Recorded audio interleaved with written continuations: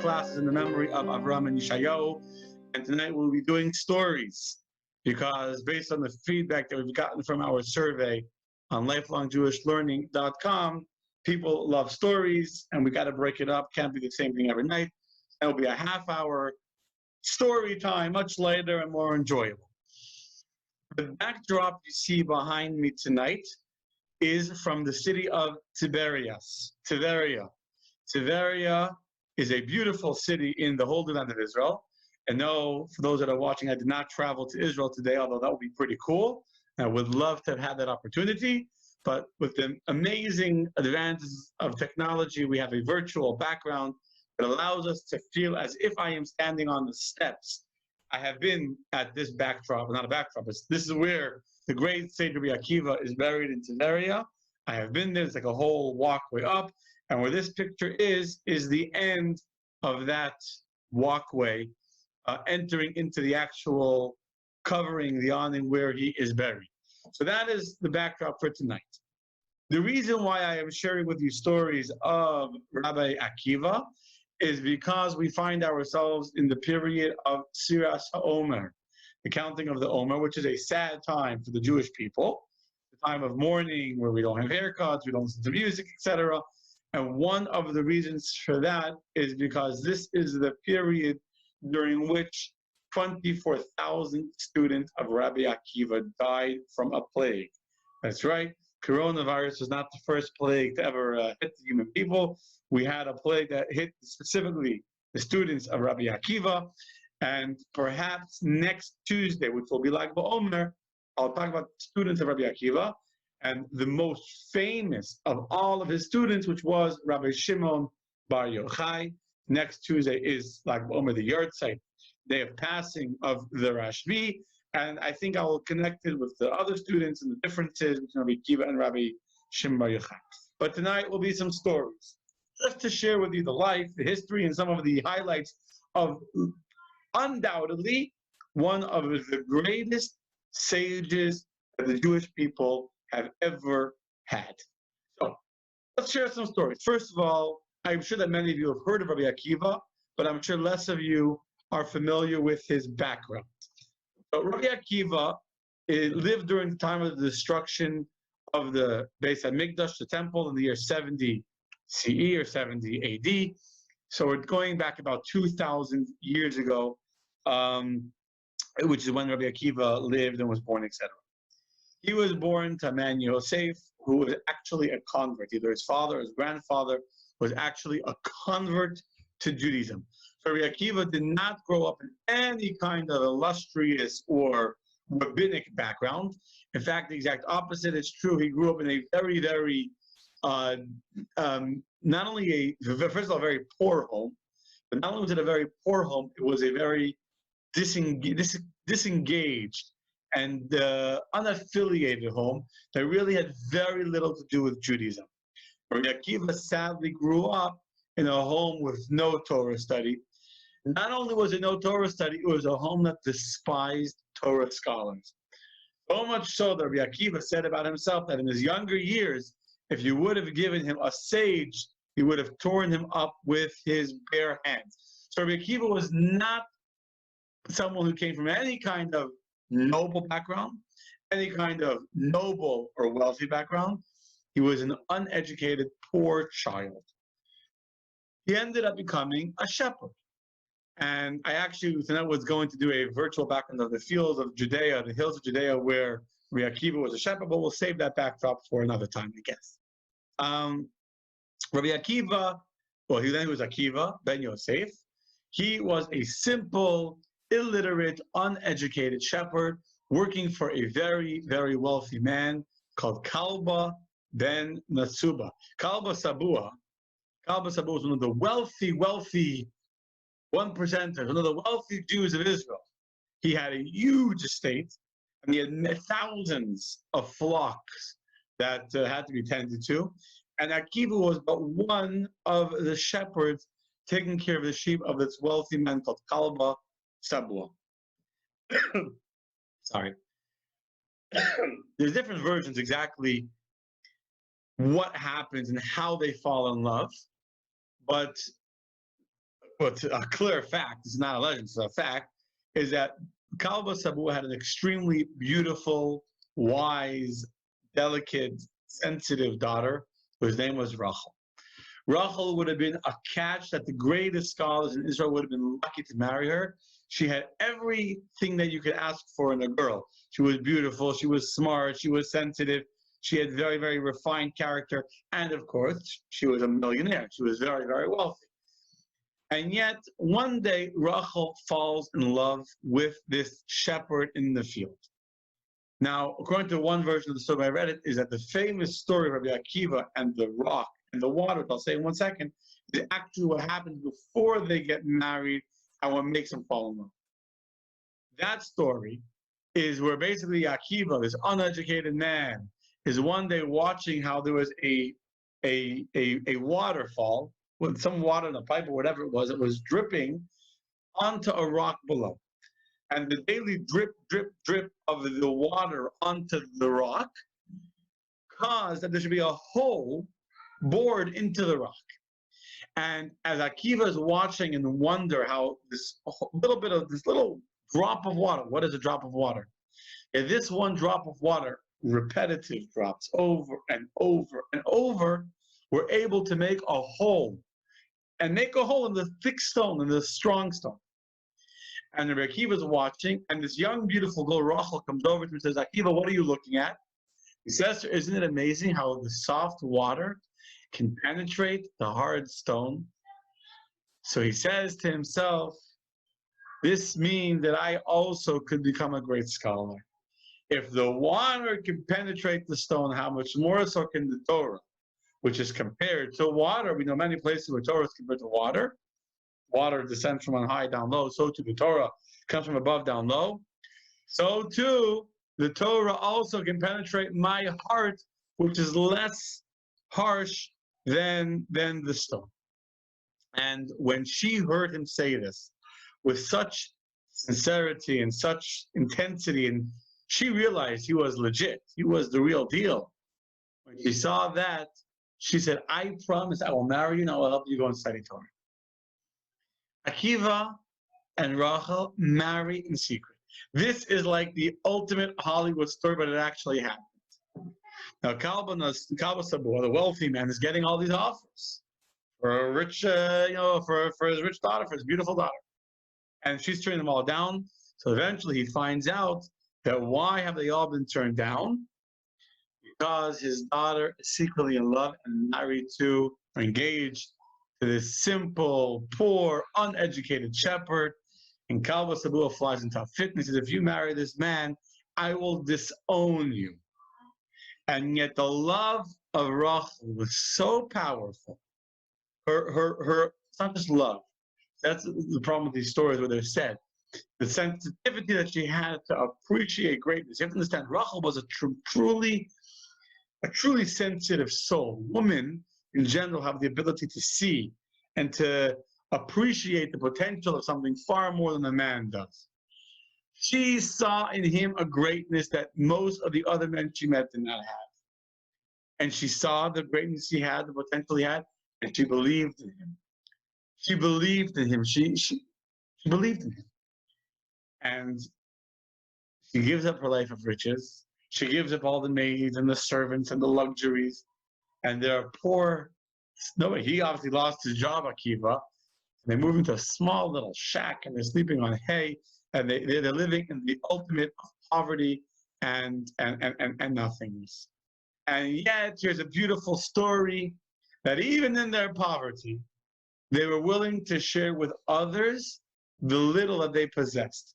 There's a beautiful story that once they were sitting in their poor little shack where she would wash people's clothes. Imagine this rich girl now becomes a laundry girl. He's a shepherd or whatever he is. And he hears a poor man pass by. Please give me a little bit of straw. My wife is sick. I have nothing to give her, a bed to lie on. And once Akiva took his own straw and gave it to the poor man, saying to Rachel, see my daughter, see my wife, they're those who are doing even worse than we are. And the way the story is written is that the poor beggar that had come and poured out his heart asking Akiva for some straw was actually none other than Eliyahu Hanavi, who had come to test Akiva and to see how good-hearted he was. On that note, I want to say something. Today is Giving Tuesday. Giving Tuesday now, the PayPal, Facebook, whoever has decided to create a global movement of Giving Tuesday in December after Thanksgiving, decided to do one as well now. And Baruch Hashem, quite a nice number of donations came in today. We just sent out one email, one Facebook post. Everyone can give what they can give. It was a very non-aggressive. There was no goal. It was. We put out that we do need help.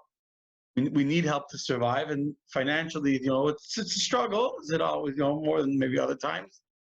But to see the feedback of support from the community we received today, just from one email, is truly beautiful.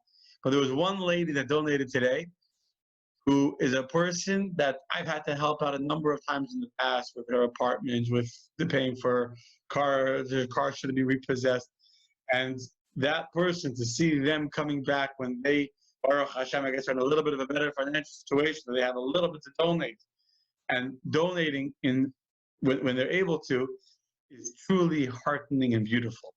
This is the story of Akiva. I saw it today in our own community. Akiva is a poor beggar, and yet he's able to say, I'm not so bad. There's people that are worse than me. I've given food to people in the last 2 weeks. People have dropped off groceries at Chabad. We have a food service every Thursday. We give out food to people that are in need. We do deliveries. People have been giving me food, and other people have been coming to pick them up. Food comes, I text somebody, I know needs help, or someone messages me every single time. I'm able to get rid of it ASAP. It's not hard to get rid of it.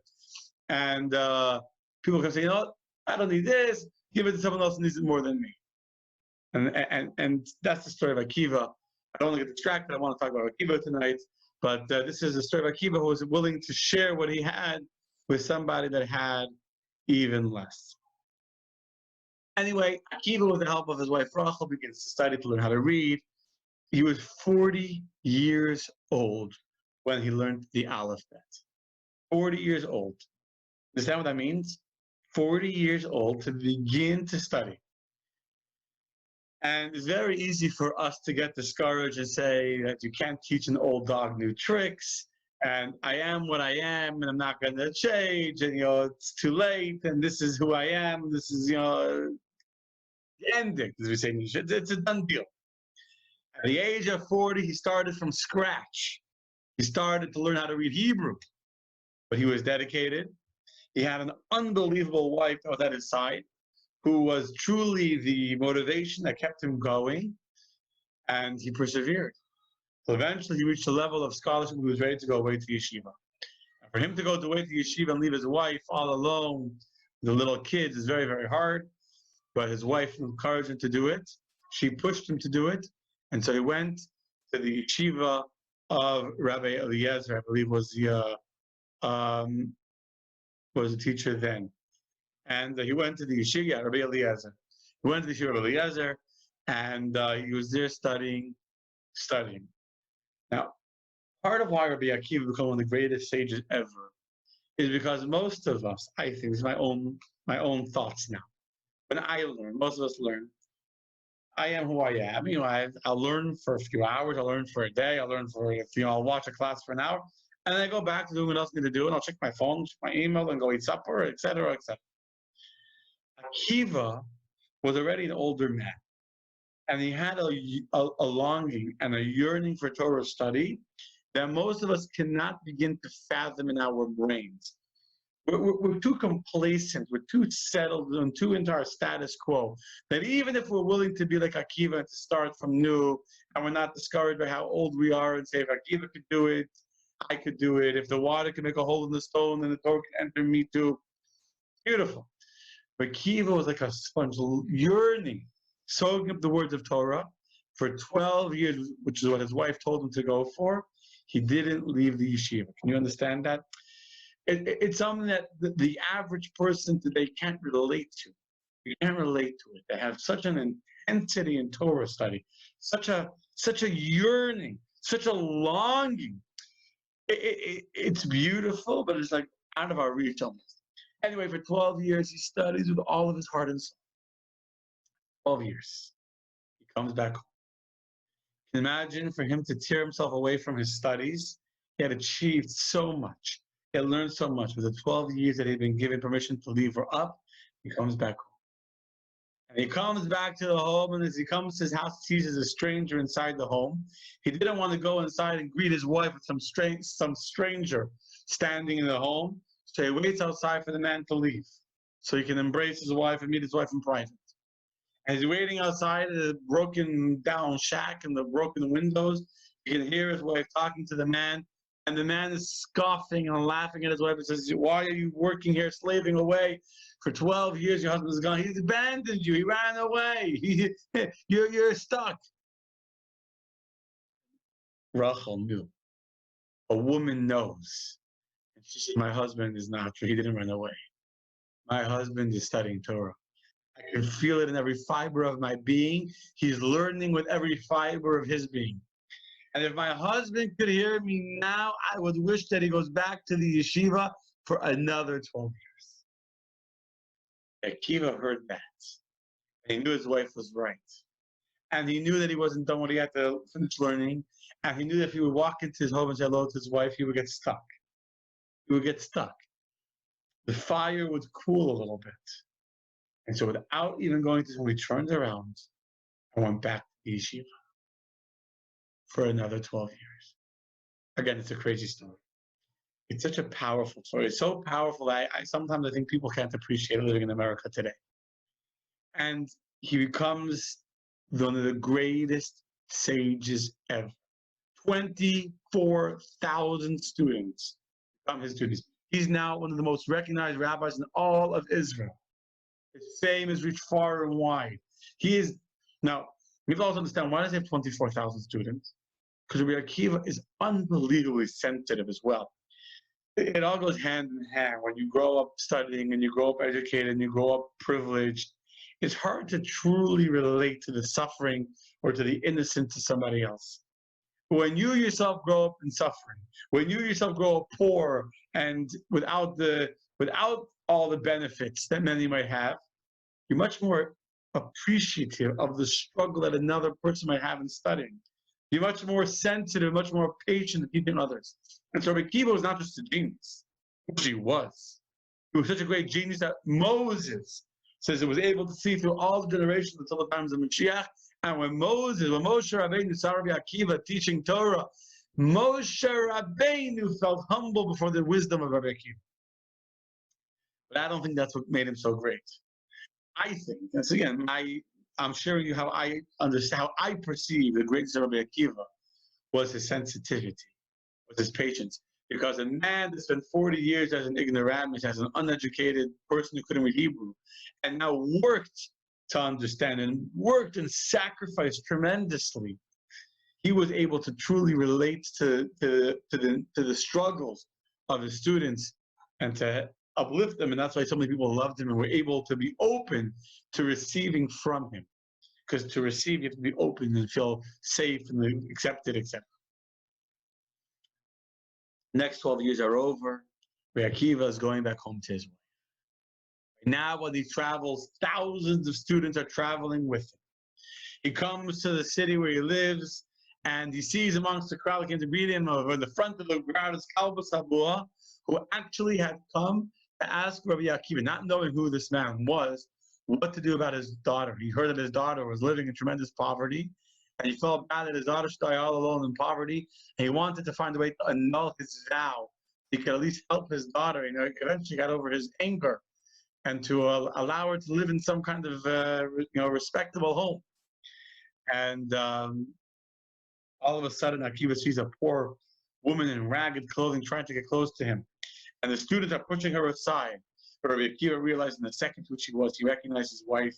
And he says to his students, "Move aside, let her come." And he has a chair put down right next to him, right in the front of all the crowd. In front of the whole crowd. He sits his wife next to him. He says to all the students that are there, he says, "If not for this woman," he said, "that my Torah and your Torah are in the merit of this woman. For if not for this woman, I would still be an ignorant shepherd, unable to read the Yah." So Akiva publicly not only praises his wife, but he acknowledges that all of his Torah, everything he has, and everything that he was able to teach his students is all from the sensitivity and the love and the dedication and the commitment of his amazing wife that was able to direct him and to channel his talent and his potential into fully maximizing it and becoming the great Rabbi Akiva with the sensitivity that his wife Rachel had. He was truly a great, great sage. As I said, he was also very, very humble. He said that all my learning is like no more than the fragrance of an esrog. That when you smell the esrog, you enjoy it, but you haven't even gotten the esrog. You're only getting the smell of it. And that's how he felt about his learning Torah, that he never was able to grasp the essence of Torah. He was like smelling the fragrance of the Torah. And that's why Rabbi Akiva, there's many statements of Rabbi Akiva where he despised egotistical, conceited people who were all about themselves and who were full of, their own self-importance. And Rabbi Akiva says about such people that they are like a carcass lying on the road. That when you walk by a corpse on the side of the road, you put your fingers over your nose that you shouldn't smell the smell. Rabbi Akiva was once called upon to read the Torah in the synagogue. And he didn't want to do it. So a student said, Rabbi Akiva, you don't know the Torah, you're embarrassed. They're giving you an honor to have an aliyah to read the Torah. You don't want to have the honor. So Rabbi Akiva said, no man should read from the Torah to teach Torah to others without first studying it himself at least 3 to 4 times. He was a genius. He was one of the greatest rabbis. To read the Torah, I didn't prepare it before. A rabbi has to be prepared. You can't just wing it on the spot. Which, by the way, is similar to the Rabbi, who would never, ever write a source in his teaching without first looking up the book. That they would leave others to write the sources. Whenever the Rebbe would write a source, he knew it by heart. He would ask for the book, check where it was, and then write it. He knew exactly where to find it, but he wanted to just double check himself. Okay. I said Rabbi Akiva had 24,000 students, and God willing, next week we'll talk about the greatest of them, Rabbi Shimon Bar Yochai. Next week is like Omer. Next week we'll talk about the contrast between Rabbi Akiva and Rabbi Shimon Bar Yochai, and we'll do that next week in honor of Lag BaOmer. A few short stories about Rabbi Akiva. Some are fairly well known, some are less well known, but they're beautiful stories. I'll share a few with them, and I'll end up talking about his death. Rabbi Akiva's daughter, he had a daughter. And one day Rabbi Akiva saw, when his daughter was born, so he went to the stargazers. He was walking by in the market, and he saw some stargazers. And I said to him, Rabbi Akiva, the daughter that you just gave birth to, a dreadful calamity is awaiting her. She will die on the day of her wedding. Rabbi Akiva kept these words to himself. He didn't tell it to anybody else. But on the day of the wedding, he was obviously very worried. He was praying and everything should be okay. And that night, in the morning, he heard a great scream. And sure enough, he runs to the room where his daughter is, and he sees that in the wall behind her head, there was a pin. And in like the crack in the wall, and the pin from her hair, she had a big pin with like a diamond in her hair for the wedding. When she had, at night, in the dark, she had put the pin to the wall. Without seeing, she had actually stuck the pin right into a snake, a poisonous snake, a cobra, that was hiding in the crack in the wall. And if she had not stuck that pin into the wall and killed the snake with the pin, the snake would have killed her in the middle of the night. Akiva says to his daughter, this is what I saw. The stargazers told me that you would die on the day of your wedding. What mitzvah did you do? What merit did you have to deserve that you should be saved from this death that you were destined to have on your wedding? So she said to her father, that last night of the wedding, as the custom was and still is, that at a wedding we give a table for the poor people to sit and to enjoy the meal of the wedding as well. And there's an open table. Any poor person is welcome to come and have dinner at the wedding. So I saw Rabbi Akiva's daughter said that there was a poor man that came in, and the table with all the poor people was already full, and there was no more food left on that table. So I went and I gave the poor man my plate, and I didn't eat last night. I gave my food to the poor beggar.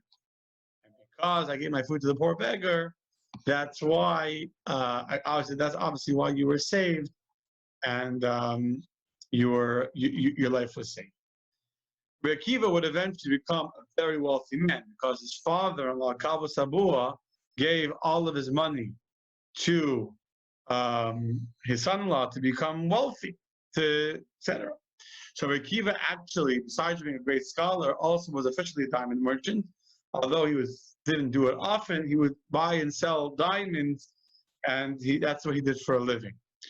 And one day there was a poor man that came. The Gemara says the story: a poor man came, and he thought he was poor because he was sitting in the yeshiva, poorly dressed. He said, "I heard about this very beautiful pearl. Come home with me. I want to buy it." Akiva thought the man might be joking, but he decided to go along with him and try just to see. They came to the home of this poor man, and the servants come out of this beautiful home, and they wash his dusty feet, and they seat him on a golden chair, and they bring him everything he wants. The man says to the servants, "Bring me my box of coins." They bring him his money box, and he counts out the full price of this very expensive stone, this pearl, to Rabbi Akiva. Rabbi Akiva, and then he sees he takes the pearl, he grinds it up. He said, "I'm grinding it up to put into medicine. And with the pearl that's ground up, the minerals in this pearl, I'm going to give medicine to the very poor to help give them energy." This pearl was used for some kind of medicine. Rabbi Akiva asks him, "Tell me, if you're so wealthy, why do you sit with the poor people in the yeshiva and walk around in poor clothing and dirty clothing? Why don't you treat yourself like a rich man?" So he told, this man said to Rabbi Akiva that you yourself have taught us that God does not like people that are proud of themselves. God wants humble people. And anyway, what's my life? Who knows what will happen tomorrow? The wheel of fortune can turn and I might be poor. And if I act like I'm poor now, the fall, when I become poor, will be much less than it is now. But you should know when it comes to giving charity, I don't act like I'm poor. And from then on, he became a big supporter of the yeshiva Rabbi Akiva to give lots of money, but only on condition to be done very, very quietly. And nobody else in the entire yeshiva should know that he was wealthy. He would come dressed like a poor man. He would sit in the section where the poor people would sit. And sure enough, Rabbi Akiva blessed him to be healthy and to be wealthy for all the years of his life. That's the Gemara about Rabbi Akiva and this quote-unquote poor man. Now, Rabbi Akiva lived to teach you humility. Someone knows how to teach me humility. I do not have the ability to teach you that because I myself have to struggle and work on that trait as well. Rabbi Akiva now is one of the greatest, most famous of all sages. He has a huge, huge yeshiva. And this is in the times of the Romans and after the destruction of the temple.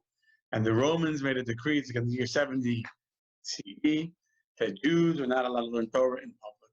And rabbis are not allowed to teach Torah. And the yeshiva of Rabbi Akiva was slowly being quarantined, being broken apart. Rabbi Akiva said, "I refuse to stop teaching Torah."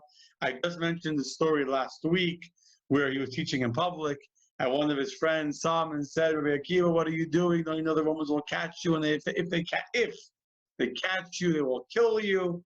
And Rabbi Akiva responded with a famous analogy of the fish in the water. He said that the fish are swimming back and forth, and the fox says, "Why are you swimming?" So he said, "There's a fisherman." So the fox says, "So come with me into my cave, you'll be safe from the fisherman." And they say, "Foolish fox, don't you know that in the water, maybe we'll be caught, maybe we won't be. But at least we have a chance. If we go with you out of the water, we will most surely die." So too says Rabbi Akiva to his friend, "Turn the fist, that you should know that a Jew has to live Torah. Torah is our water. If I teach Torah, maybe they'll kill me, maybe they won't. But definitely, if I stop to teach Torah, I will for surely die." And so sure enough, Rabbi Akiva kept on teaching in public. He was eventually caught by the Romans. And there's a very, very sad story. The end of his life is a very, very sad story. But while he was in prison, so he had a student who would come every single day to bring him food. This student's name was Rabbi Yeshua Hagarsi. That was his name. Every single day he would come and bring him food. Rabbi Shimon Bar Yochai also used to visit his teacher in prison, Rabbi Akiva, and learn from him. And he used to bring his teacher a large, large jug of water. One day, the prison warden noticed there was a large amount of water that he would bring to his teacher. Why did he bring him so much water? Because he used to wash his hands for bread. Before he would eat, he had to wash his hands until after dying. So the prison warden got suspicious. And he said to his student Yeshua, why are you bringing so much water? No man drinks so much water. He must be trying to soften up the ground under the foundation to dig out a tunnel to escape from the prison. Saying that, the warden poured out half of this pitcher of water that was for Rabbi Akiva to have. Yeshua finally comes into the prison cell where Rabbi Akiva is, and he tells Rabbi Akiva what happened. And he was obviously very bent out of shape what happened. And Rabbi Akiva tells the student, don't worry, let me wash my hands so I can eat. And the student says to him, Akiva, Rabbi Akiva, you're going to wash your hands, there'll be no more water left. There's only a little bit of water left. The majority of the water was spilled out already. You're not going to have what to drink if you spill out the water. And Rabbi Akiva says to the student, what can I do? To eat without washing my hands before would be a sin, and I definitely would rather die of thirst than to eat through a sin without washing my hands. And later, when the sages heard what the student, Rabbi Yeshua Hagarsi, said about his teacher's conduct, they said, now we understand the greatness of Rabbi Akiva. That even when he was an old man, and he was in prison where he didn't have any food, and he was so careful in his conduct of a mitzvah, can you imagine how he behaved when he was younger and stronger? Anyway, that's the story of Rabbi Akiva in prison. The end of the story, as many of you I'm sure are familiar, he was killed as one of the 10 martyrs of the Jewish people. His end was a very, very sad ending, where the Romans pulled him out to be torn to death. And actually, the daughter of the emperor saw the beauty of Rabbi Akiva, and she wanted to preserve him and keep him as a slave in the house of the palace. And the king was so full of hate, said, absolutely not. And she said, at least give me his skin that I can make a, what's it called, when you take an animal, you put it like on the wall, you stuff the skin. So he said, absolutely. They took these hot iron combs, they heated up these iron combs, and with that they pulled the skin off of his flesh as he was still alive. Can you imagine suffering? Having the skin of his body being pulled off of his body as he was still alive. And the pain was unbearable, and he was smiling. And as the students of Rabbi Akiva were watching their teacher smile, they said to Rabbi Akiva, how could you smile? Ad kacha, so much so that you're able to smile. Rabbi Akiva says to him, here's a man of truth. Here's a story of a man who's real, who lives what he learns, whose life is what he learns. Rabbi Akiva says, every day when I say the Shema, we say the Yahavta es Hashem Elokecha, you shall love the Lord your God, v'chol levav, with all of your heart. And the rabbis explain that all of your heart means with both sides of your heart, both the Yetzer Tov and the Yetzer Hara, both with the good side and with the selfish side of your heart. Uvechol nafshecha, you shall love God with all your soul. What does all your soul mean? Even with your very life. And so it was that I used to ask myself, when will it come into my hands the opportunity that this declaration that I'm willing not only to give God my heart and my desires and my emotions and my feelings and my passions. This declaration, not only am I willing to give God my b'chol ma'otcha, my money, my resources, b'chol ma'otcha, you love God, all your heart, all your soul, all your might. So when will the opportunity come that I'll able to give God not just my heart, not just my money, but my very soul, my very life? And now that I finally have the opportunity, obviously you can't just give up your life for God.